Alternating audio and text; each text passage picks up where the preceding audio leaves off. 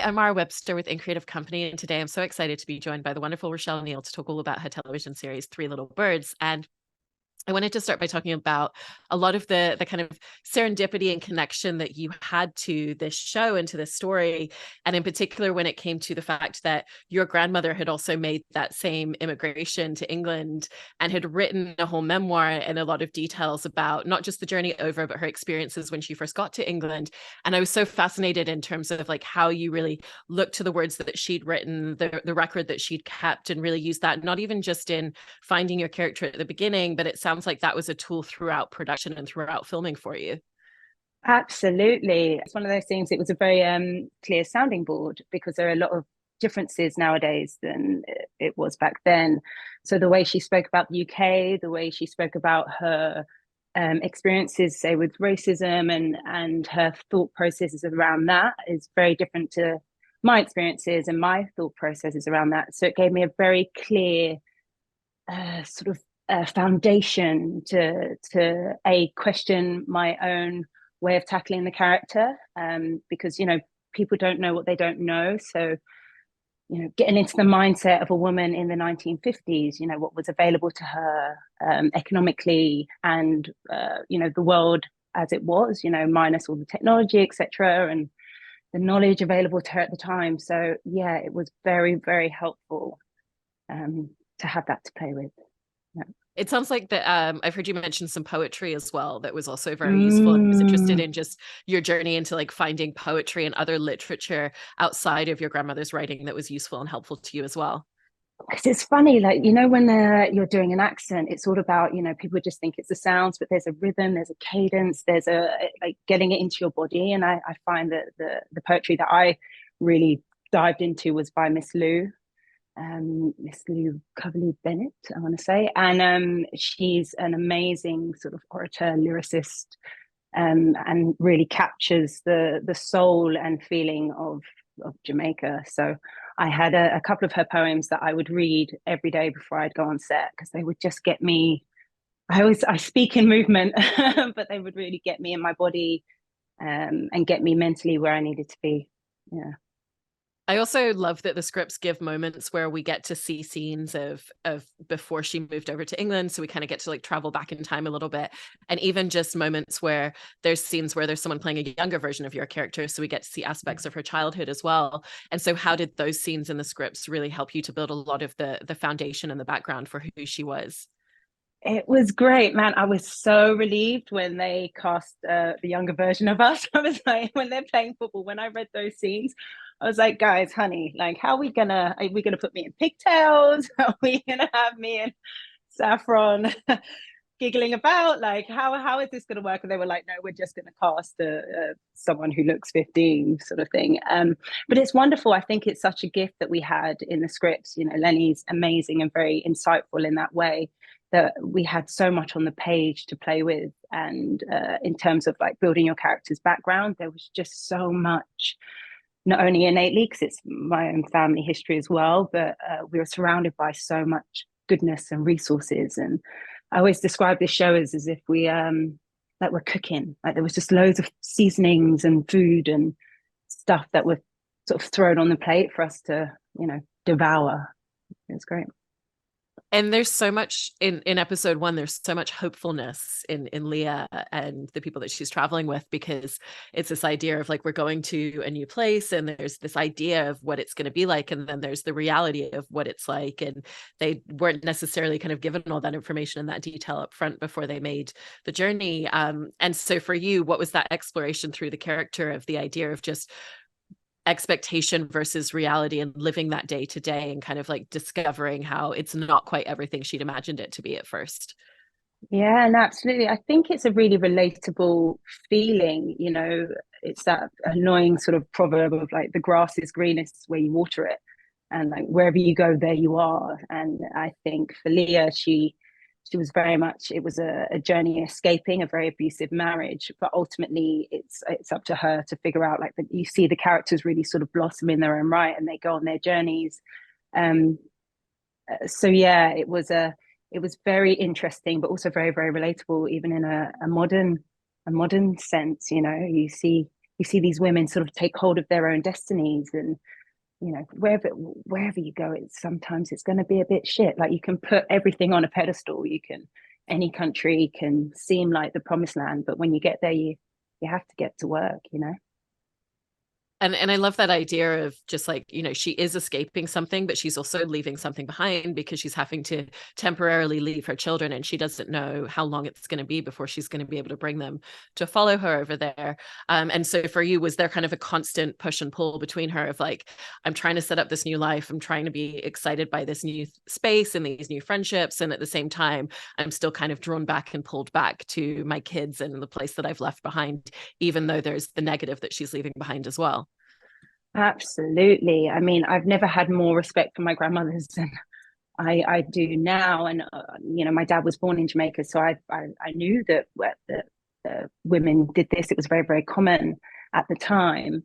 But to sort of live through that and in a creative way, like, I'd just become a mother myself when we started filming, so I just had this overwhelming feeling that I think comes with motherhood, of really wanting to protect your cub, like, you know.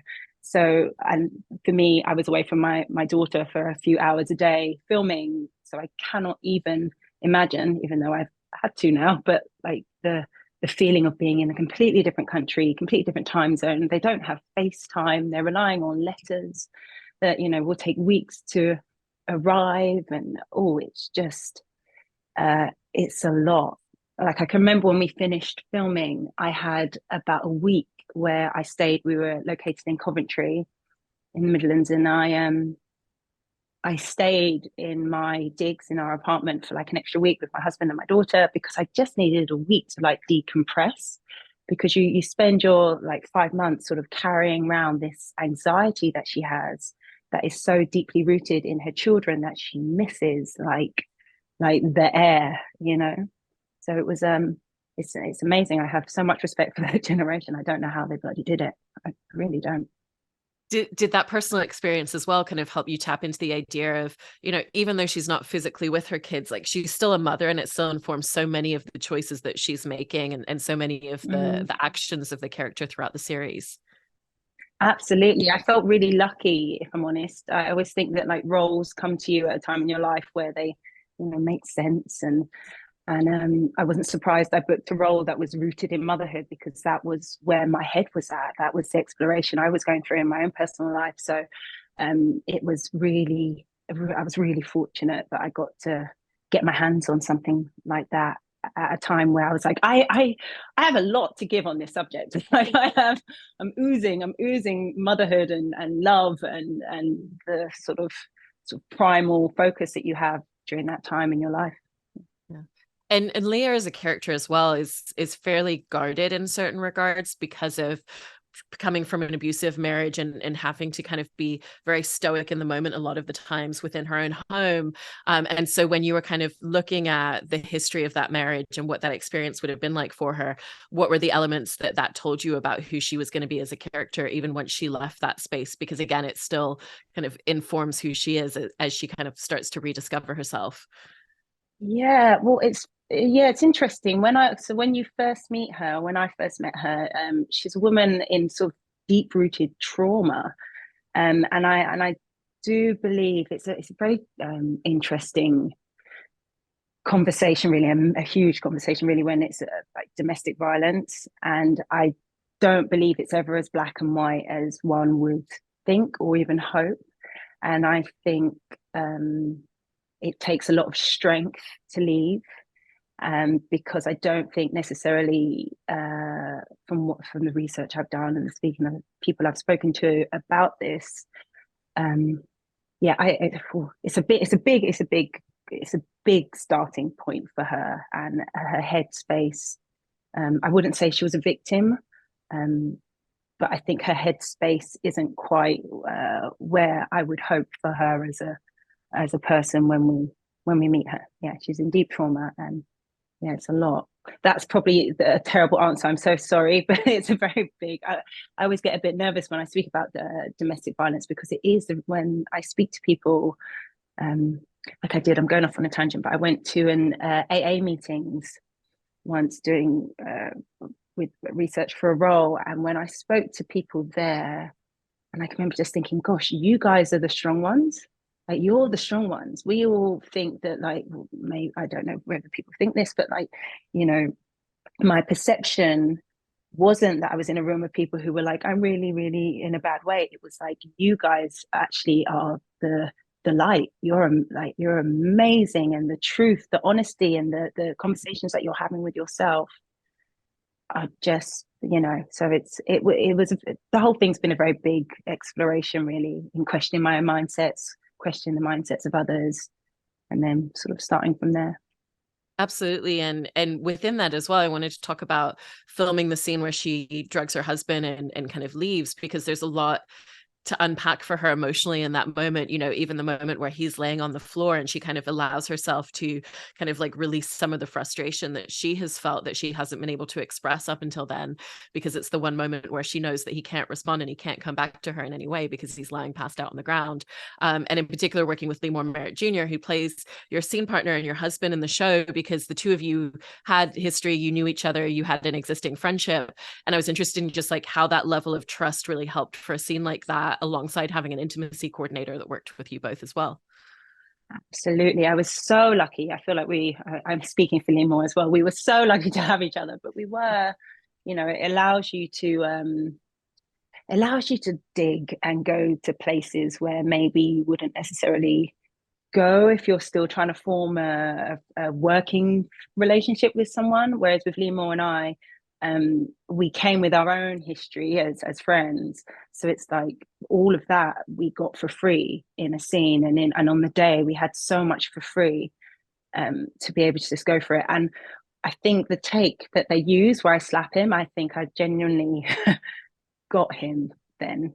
And the kick, I think those two takes were, you know, you're working with got a stunt coordinator, and they're like, Rochelle, can you go a bit closer? Can you go a bit closer? We're going to do it again. And I would just, you know, and I would never, ever have been able to do that or dreamed of doing that if I wasn't like, okay, I'm with my bro here, and we're gonna get this scene, we're gonna get the shot, and we're gonna, yeah, go for it. So yeah, very, very lucky. Very, very lucky. I also appreciate the fact that even though there's, you know, obviously heavier moments for the character, that Lenny Henry's also written a lot of lightness into her as well. And it feels like the further we get through the series, the more that she kind of rediscovers that. And was that something that you really found in her as well when you were first reading the scripts, and just like kind of like seeing those comedic elements, or even just like kicking a football again and that reconnecting to her childhood? Yeah, I love that so much, because I do think like Jamaicans we're like Caribbean people, very joyous people. We're very joyous, and the humor and the sort of banter and the wit, it needs to be there. Like, no one is ever only one thing. And I think often in life, and just in general, you know, people don't respond as you would imagine them to trauma, to the sadness. Like, you need to find that joy, and it's lovely because we do see her blossom, and we do see her get to play and sort of have a teenagehood that she didn't really get to have in Jamaica, because she, as you see, is gets married and starts her family with with Ephraim quite young. So yeah, it was lovely. It was lovely and important, because she's a real fully formed person. That's always important, you know, character wise. And I also love the vitality of the female friendships and relationships that she has in her life. And with her sister, with Chantrelle, the two of you aren't kind of physically in scenes together throughout the show, because Chantrelle ends up working for a family in their home and is residing there. And so what was that like in terms of building that sisterly relationship, but not kind of being able to physically play off of one another as much? So we all lived in the same apartment block, like building. So it was very like easy, organic. They're really lovely women. They're really, really lovely women. I would say, it's my funny phrase on set, but like the fish stinks from the head. Like, if your execs and if your like directors and stuff are a little bit funny, it trickles down. And on our show, like, our heads were just great. Like, everyone was just warm and loving, and it just really, the whole thing was permeated with that. So the girls are very cuddly, where I'm quite a tactile person, which, you know, you should, in a working setting, you need to be careful. But we were just all like, oh, we love each other so much. Like, it was very it happened quite easily and quite organically. And it's funny because often on jobs, it does tend to sort of mirror the dynamic of your characters. And I think ours did that as well. We all sort of, like, I was the big sister and I was very protective of them and wanting everyone to do their best and to, you know, to do the thing. It's such a rare opportunity that we had, and it felt very, very important. And everyone felt that. So we were all moving with that feeling and with that love and that passion for the project. So it was good. I love that. And there's obviously also the close friendship with Hosanna, and you have so many scenes with those two characters together. One of the central facets of Hosanna is just her relationship to religion and her relationship to God. And so for you, what were the important facets of Leah's relationship with religion as a result of that? Oh, it's interesting because Leah's very, very pragmatic, and I'd kind of call her like a spiritual atheist. Like, I think she believes there is more to than what we see.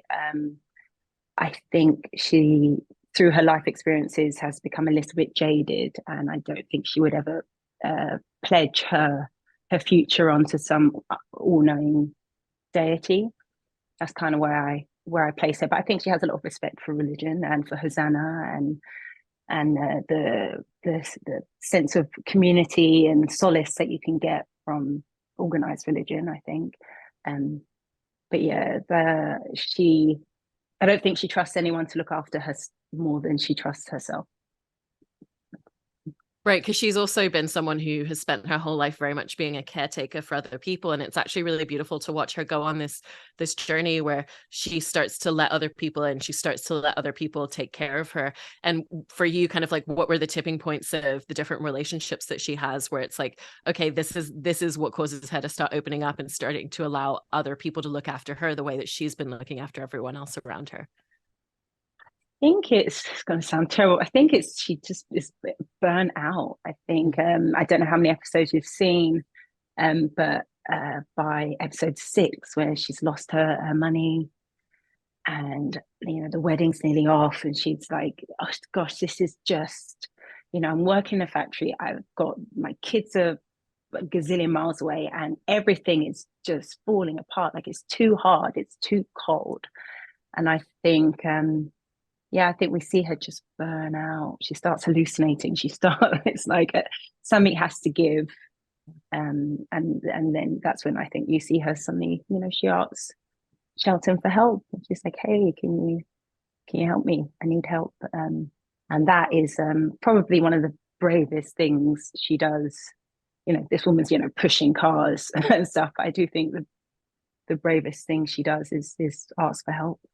Yeah, it was big for her. Absolutely. And with that space of when she's burnt out and the hallucinations are starting to come, what was the dynamic for you in terms of just filming those scenes and filming those moments where she's envisioning that her children are standing in front of her and she's trying to tell them, like, I'm just trying to do my best? That was my last day of filming. What a way to go out. I was like, we were like, I'm so emotionally spent, and everyone's like, "Okay, well, bye." You're like, "Bye." I need to lie down.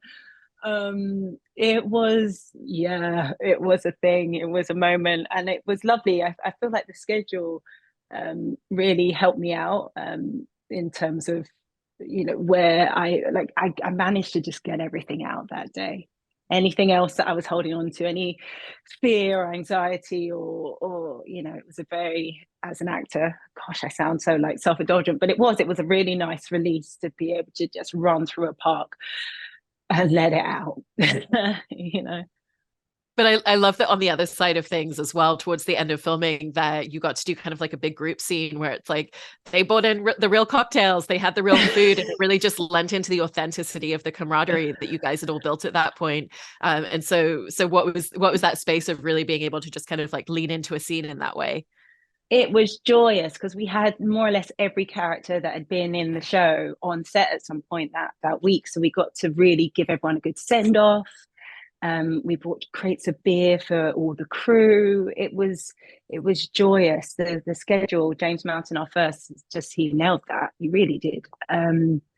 Yeah, it helps. It really does help, and it's rare that happens. Often in shows, it's the most important scene suddenly is day one, and you're like, great, I'm finding my feet on this set, and I'm doing my character's one pivotal moment. But this show seemed to really sort of lend itself. Obviously, you have to be aware of locations, but it really lent itself to helping us actors out. It was nice.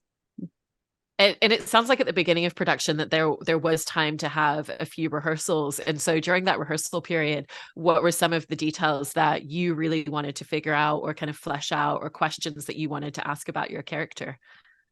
So we had, for me, it was her physicality. It was, getting into my body. I had to really feel sort of in my body, and we had a movement coach come and work with us, and we practiced sort of how we would walk, how we would sit, how I would place my hands, how I would, all those sort of details. Because obviously as a modern woman, I'd maybe, you can't see my legs, but I'd maybe sit like with my legs apart and things like that, but that just wouldn't happen in the 1950s, and Leah is also an incredible hard physical worker back in Jamaica. Like, she's milking cows, she's plowing the fields, so I just really wanted to make sure I had her in my body.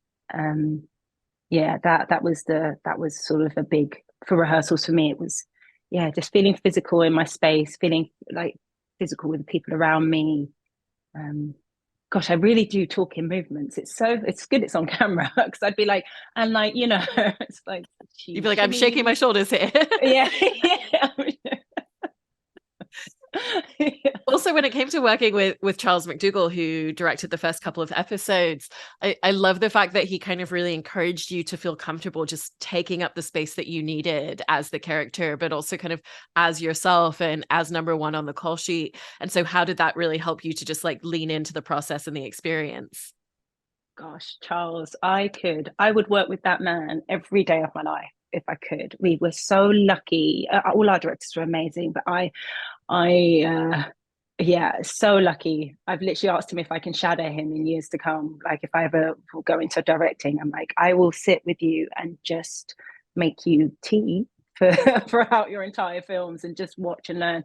Because it's sometimes you work with directors that make you feel like you sort of described it like going to the gym. Like, that man doesn't miss a beat, and you work, you really get the scenes out, you do multiple takes.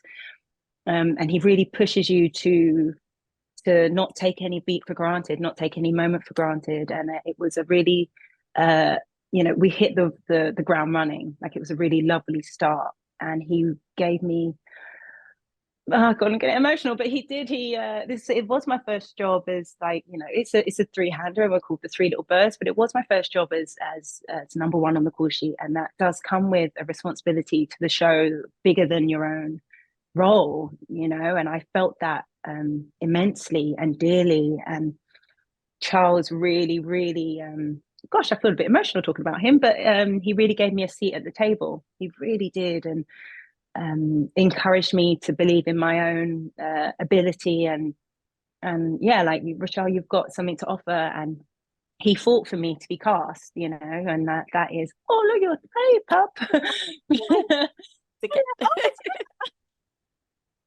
Sorry, my eyes are terrible. but yeah, no, he really fought for me to even be cast. So I owe him a lot, a huge debt. A massive highlight of working on this job. Yeah. Gosh, I'm actually really embarrassed that he's going to see that I've said all this. I'm going to message him after, like, okay, so I love you. Thank you. It's the most British thing ever to compliment someone and then be embarrassed that they might know that you did it. Yeah, it's like the banter. It's like, if you like someone, you tease them. You don't say so to be like, he's terrible and I hate him so much. He's all right. Like, yeah. I mean, with that dynamic of being number one on the call sheet as well, and just kind of the responsibility that you were talking about that comes with it, it's also that difference between, you're not always the person going to other people with questions. You also now have people coming to you with questions. And I loved hearing something that you said about, you found that you just like innately knew the answers to a lot of things. And so I wanted to ask you about just that experience in that moment, and some of the things that you realized that maybe nobody had asked you those questions before, but things that you just suddenly realized, I intrinsically only know this from all the experience that I have at this point. Yeah, I mean, wow, it was such a good feeling. And don't get me wrong, like I'm like not like all seeing, like, you know, but it was a really nice feeling where I was like, I do know the answer to this. I do know how the shots and the angles and where our light is and what the process, how we're going to work throughout rehearsals, and the people to go to, the chain of command, the, like, you know, little things really. You know, someone asked me, you know, what does 10-1 mean? And that's like, you need to go to the loo, or so, just little, very little things, and some maybe not so. But yeah, it felt, oh, I think maybe it's the Brit in me personality. I feel like a dick for even having said that. But it was true. It was nice to know that I am capable of doing my job, which again sounds ridiculous to say, but until you're in that situation, maybe you don't. You're just doing it. You don't really question what you're doing. So yeah, it was nice to work with people who maybe were like, "Hey, I've never done this before, and can you give me a hand?" And it's like, yeah, absolutely, yeah, absolutely. Well, I love that it was you're so embarrassed at complimenting yourself. I'm sorry. It's like I'm sweating. I'm sweating. And I love that it was such a great experience for you in terms of making this show, and really, really loved your performance. So thank you so much for talking about this. I really appreciate it, Rochelle. Oh gosh, thank you so much. Thanks.